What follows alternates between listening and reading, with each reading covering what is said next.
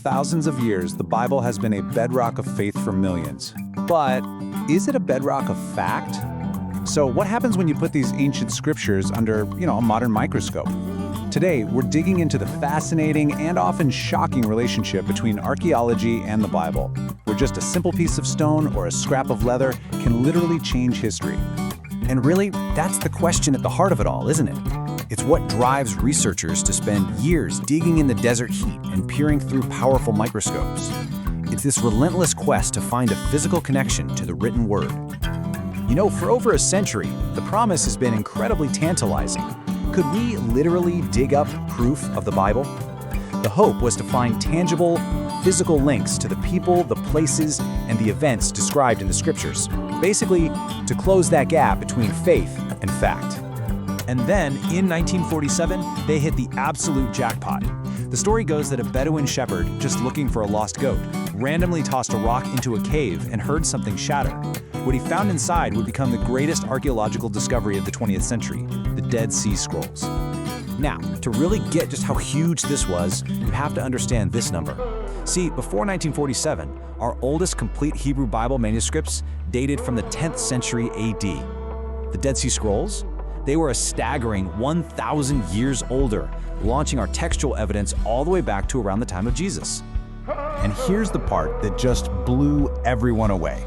When scholars, and I mean painstakingly, compared these ancient scrolls to the medieval texts they already had, the wording was incredibly consistent.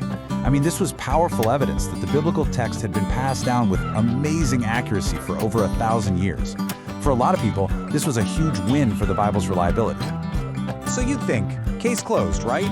A huge discovery seems to prove the Bible's historical reliability. But, the story of archaeology is never quite that simple. This intense desire for proof also creates a very lucrative and very dangerous market for forgeries. And this brings us to a pretty shocking scandal, one that absolutely rocked the museum world. In 2017, the brand new, very prestigious Museum of the Bible in Washington, D.C.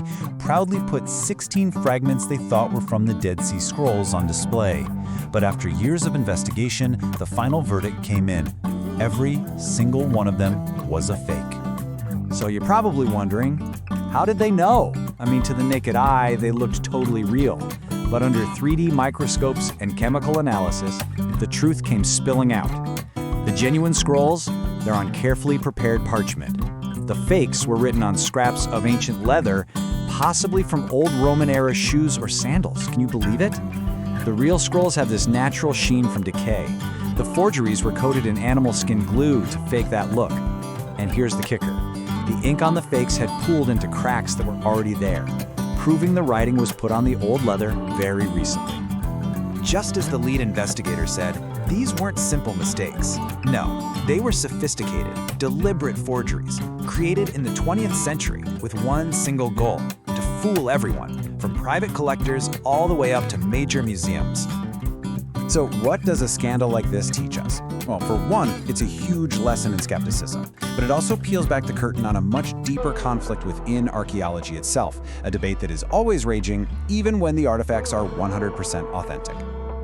Okay, so at the heart of this whole debate are basically two opposing camps. On one side, you have the maximalists. They generally treat the Bible as a reliable historical source, unless there's strong evidence to the contrary.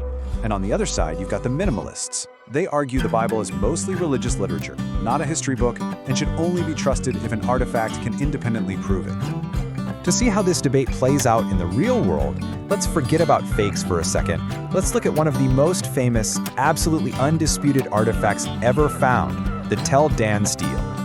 So this broken stone tablet was found in 1993, and it's almost 3,000 years old. And etched right into it, clear as day, is the phrase House of David. Now, for a long time, this was considered a total slam dunk for the maximalist view. It was the first physical proof found outside the Bible that King David's dynasty was a real thing.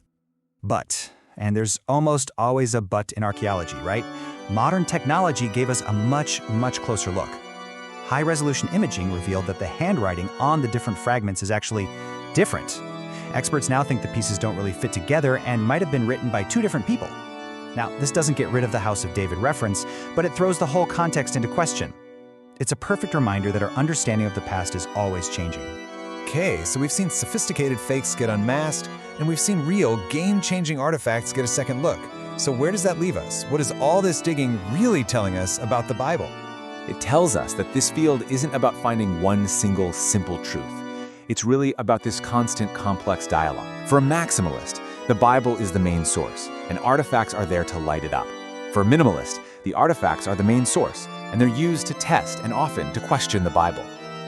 So what's the bottom line here? Look, archaeology isn't here to simply prove or disprove the Bible.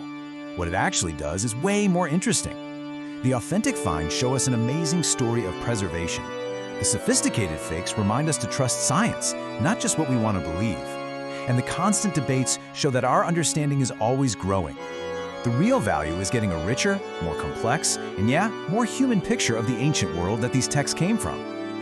And that leaves us with one final big question to chew on.